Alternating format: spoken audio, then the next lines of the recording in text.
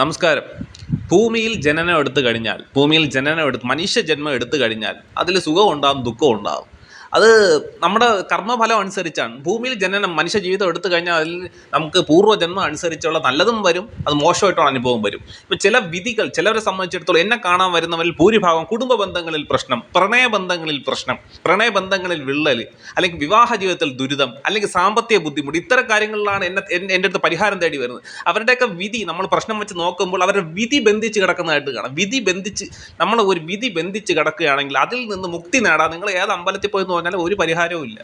24 മണിക്കൂർ അമ്പലത്തിൽ പോയി കിടന്ന് ജീവിതകാലം മുഴുവൻ ദുരിതത്തിലാണ് ഒരുപാട് പേരെ എനിക്കറിയാം. മന്ത്രദീക്ഷയില്ലാതെ മന്ത്രം ജപിക്കുന്നവർ. അതല്ല, നിങ്ങളുടെ പൂർവ്വജന്മം അനുസരിച്ച് നിങ്ങളുടെ വിധി ബന്ധിച്ച് കിടക്കുകയാണോ, അതിൽ പരിഹാരം എന്താണോ കാണുന്നത് ആ പരിഹരിക്കണം. അല്ലെങ്കിൽ അടുത്ത ജന്മം എടുത്താൽ ഇതേ അനുഭവങ്ങൾ തന്നെ നിങ്ങളുടെ വന്നുകൊണ്ട് ഇപ്പോൾ ചിലവരെ സംബന്ധിച്ചിടത്തോളം ഒരുപാട് വരുമാനം വരും, പക്ഷേ സാമ്പത്തികമായിട്ട് ഒരുപാട് ബുദ്ധിമുട്ട്.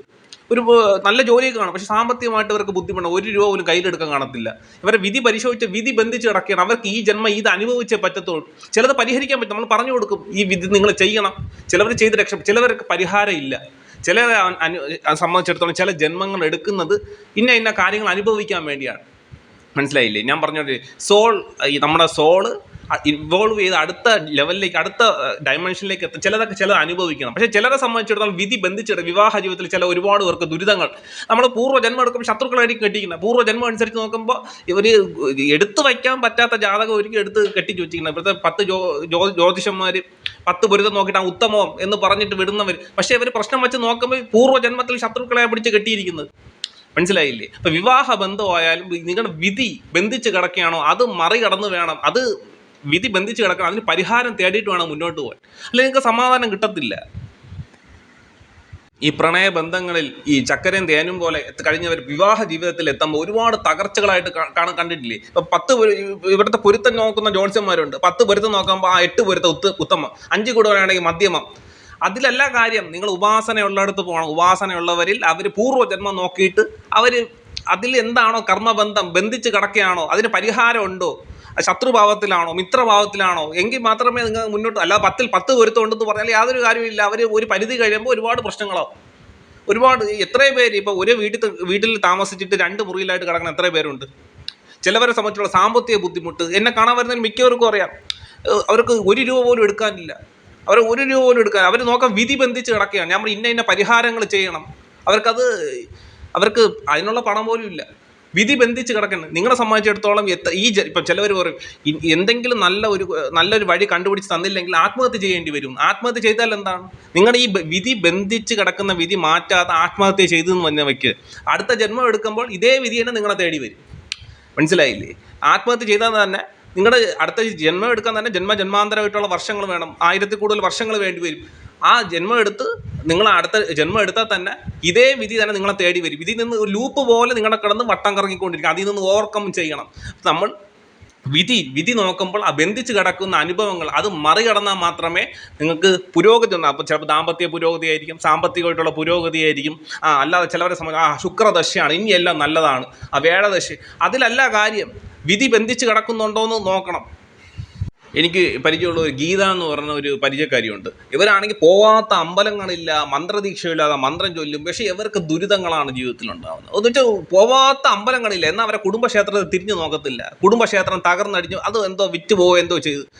കുടുംബക്ഷേത്രത്തിൽ നിങ്ങൾക്ക് തടസ്സം വന്നാൽ കുടുംബക്ഷേത്രം നേരെ നോക്കിയില്ലെങ്കിൽ അതിൻ്റെ ഊർജ്ജം നിങ്ങളുടെ മൂലാധാര ചക്രത്തെ ബാധിക്കും. സാമ്പത്തികമായിട്ട് ബുദ്ധിമുട്ട് വരും.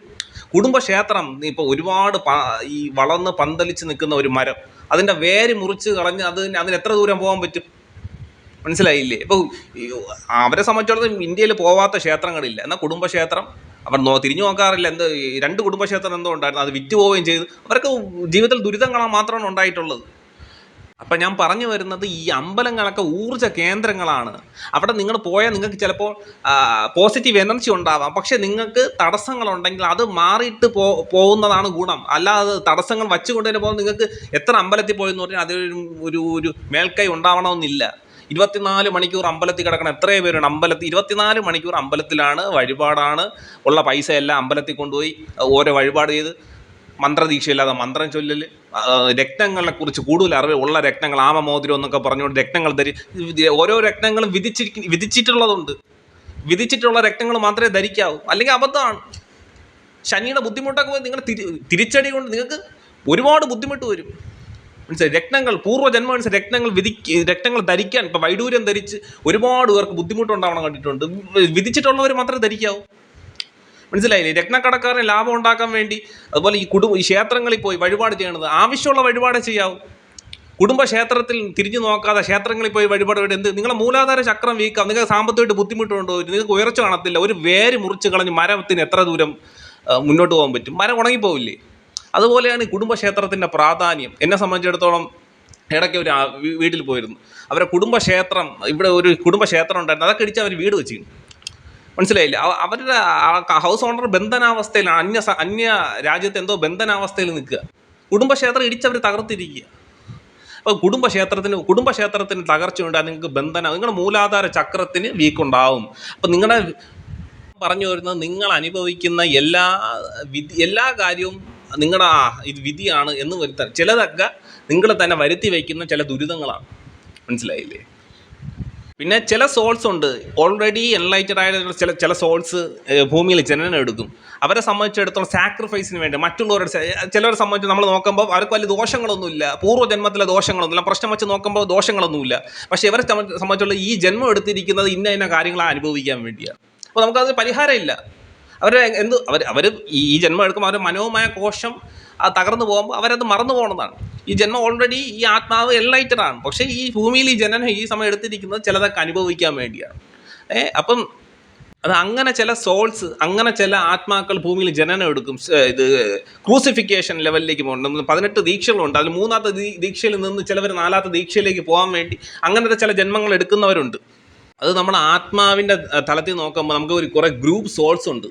ഈ ഗ്രൂപ്പ് സോൾസിൻ്റെ ഇവോൾവിന് വേണ്ടി അടുത്ത ഡയമെൻഷനിലേക്ക് അവർ സഞ്ചരിക്കാൻ വേണ്ടി അതിലെ ഏറ്റവും മുതിർന്ന ചില ആത്മാക്കൾ ചില ജന്മങ്ങൾ എടുക്കും. ചില ക്രൂസിഫിക്കേഷന് വേണ്ടി ചിലത് സാക്രിഫൈസ് ചെയ്ത് മറ്റ് സോൾസിനെയും കൂടെ എൻലൈറ്റഡ് ആക്കാൻ വേണ്ടി ചില ജന്മങ്ങൾ എടുക്കും. അങ്ങനെ ചില ദുരിതങ്ങൾ അനുഭവിക്കുന്നുണ്ട്. പക്ഷേ ഭൂരിഭാഗം പേർക്കും സാമ്പത്തിക ബുദ്ധിമുട്ടുണ്ടാകുന്ന അവരെ കർമ്മഫലം കൊണ്ടാണ്. കർമ്മഫലം പൂർവ്വജന്മത്തിലെ വിധി ബന്ധിച്ച് കിടക്കണം എന്നുകൊണ്ടാണ്. ചിലവർക്കൊക്കെ കഠിനമായ സർപ്പദോഷമുണ്ട്. ഞാൻ എൻ്റെ അടുത്ത് ഇതിൽ സബ്സ്ക്രൈബേഴ്സ് ചിലവർ വരാറുണ്ട്. ഞാൻ പരിഹാരം പറഞ്ഞു കൊടുക്കും. അവർക്ക് ഒരുപാട് മാറ്റങ്ങൾ വരുമല്ലോ, മാറ്റങ്ങൾ വന്നിട്ടുണ്ടല്ലോ. കാര്യം എന്ന് വെച്ചാൽ സർപ്പബന്ധിതമായിട്ട് സർപ്പങ്ങൾ ബന്ധിക്കും. ഒരുപാട് ഐശ്വര്യം തരുന്നവരാ സർപ്പം. പെട്ടെന്ന് അനുഗ്രഹിക്കുകയും ചെയ്യും, പെട്ടെന്ന് ശപിക്കുകയും ചെയ്യും. സർപ്പ ബന്ധിച്ച് കിടക്കുന്ന ചിലവർക്ക് ഒരുപാട് പരിഹാരം ഞാൻ കണ്ടെത്തി കൊടുത്തിട്ടുണ്ടല്ലോ. വിവാഹബന്ധം, പ്രണയബന്ധങ്ങൾ തകർച്ചയായിട്ട് വന്നിട്ടുള്ള ഒരുപാട് പേരുണ്ടല്ലോ. ഞാൻ പരിഹാരം പറഞ്ഞു കൊടുത്തിട്ടുണ്ടല്ലോ. ചിലവരെ സംബന്ധിച്ചിടത്തോളം ഇപ്പോൾ കല്യാണം എൻ്റെ അടുത്ത് പൊരുത്തം നോക്കാൻ ചിലർ വരും. ഞാൻ പറയുന്നത് ചേർക്കാൻ പാടില്ല, പക്ഷേ അവർ സമ്മതിക്കില്ല. അവർ സർക്കാർ ജോലിയാണ്, ഒരുപാട് പണം, ഇതുപോലെ ഒരു ബന്ധം അവക്കിനി വരില്ല, അതുകൊണ്ട് ഇത് എങ്ങനെയെങ്കിലും ചേർക്കണം. നമ്മളിത് ചേർന്നാൽ 100% അഗ്നിയെ സൂചിപ്പിക്കുന്ന തീയെയാണ് കാണുന്നത്. പ്രശ്നം വയ്ക്കുമ്പോൾ ഒരു കാരണവശാലും ചേർക്കാൻ പാടില്ല. പക്ഷെ അവർക്കിത് ചേർത്തേ പറ്റുള്ളൂ. കാര്യം സംബന്ധിച്ചുള്ള പയ്യന് നല്ല ജോലിയാണ്, ഒരുപാട് സാമ്പത്തികമായിട്ട് ഉയർച്ചയുണ്ട്. പക്ഷേ ഈ നമുക്ക് ഊർജ്ജങ്ങൾ നോക്കണ്ടേ? ഊർജ്ജങ്ങൾ 2 റിപ്പലായിട്ടാണ് നിൽക്കുന്നത്. ഇന്നല്ലെങ്കിൽ നാളെ തകർച്ച ഉണ്ടാവും. മനസ്സിലായില്ല? അപ്പം ഞാൻ പറയും ഇത് ചേരാൻ പാടില്ല. പക്ഷെ അവർ ചേർക്കാറുണ്ട്. ഇതുപോലത്തെ ഒരു ബന്ധം വരും. ഇതൊക്കെ അന്ധവിശ്വാസമാണ്. ഒരു വർഷം തികച്ച് കഴിയത്തില്ലല്ലോ. ഊർജ്ജങ്ങൾ ബന്ധിച്ച് കിടക്കുന്നവർ തമ്മിൽ കല്യാണം കഴിഞ്ഞാൽ അങ്ങനെയാണ്. അവരെ പൂർവ്വജന്മം നോക്കുമ്പോൾ അവർ ശത്രുഭാവത്തിലും കൂടെയാണ്. അപ്പോൾ 10 പൊരുത്തത്തിലൊന്നും കാര്യമില്ല. 10ൽ 8 പൊരുത്തമുള്ളവർ ഇപ്പോഴും കോടതി കയറി നടക്കുക ഡിവോഴ്സിന് വേണ്ടി എന്ന് പറഞ്ഞു. നല്ലതല്ലാതെ ചില ഊർജ്ജങ്ങൾ എടുത്ത് വയ്ക്കും. കാണുമ്പോൾ ബാഹ്യമായ സൗന്ദര്യം കൊണ്ട് ചിലവർ വീടുന്നതുണ്ട്. പക്ഷെ ജീവിതം തുടങ്ങുമ്പോൾ അറിയാം. ഒരു വർഷം പോലും നമ്മുടെ നോക്കുമ്പോൾ അറിയാമല്ലോ. എല്ലാ പ്രണയബന്ധവും മോശമെന്ന് പറഞ്ഞില്ല. ചില പ്രണയബന്ധങ്ങളിൽ വിള്ളൽ വരുന്നത് അവരുടെ ഊർജ്ജങ്ങൾ വ്യതിയാനങ്ങൾ കൊണ്ടാണ്. ചില ഊർജ്ജങ്ങൾ റിപ്പലായിട്ട് നിൽക്കും. അവർ കല്യാണം കഴിഞ്ഞാൽ തന്നെ ഒരുപാട് പ്രശ്നങ്ങൾ. ഇപ്പം ചിലവർ പറയാറുണ്ട് കല്യാണത്തിന് മുന്നേ ഒരുപാട് നല്ലവനായിരുന്നു, അല്ലെങ്കിൽ നല്ല രീതിയിൽ പെരുമാറിക്കൊണ്ട് കല്യാണത്തിന് ശേഷം ഒരുപാട് ദുരിതങ്ങളാണ്. 2 ഊർജ്ജങ്ങൾ തമ്മിൽ ചേരുമ്പോൾ ഉണ്ടാവുന്ന ഒരു അവസ്ഥയാണത്. 2 ഊർജ്ജങ്ങൾ 2 അവസ്ഥയിൽ 2 കർമ്മഫലങ്ങളിൽ വന്നിരുന്ന ഊർജ്ജങ്ങൾ അത് കല്യാണം കഴിയുമ്പോൾ എന്തവസ്ഥയിലാണ് അത് നോക്കുമ്പോൾ നല്ലതല്ലാത്ത ലക്ഷണങ്ങളാണ് സ്വാഭാവികമായിട്ട് അനുഭവിച്ചേ പറ്റത്തുള്ളൂ. മനസ്സിലായില്ല? അല്ലാതെ ഈ 10 പൊരുത്തത്തിലും പാപസാമ്യത്തിലും കാര്യമില്ലെന്നല്ല, അത് നോക്കണം. ഉപാസനയിലൂടെ വിവാഹ പ്രശ്നവും കൂടെ നോക്കണം.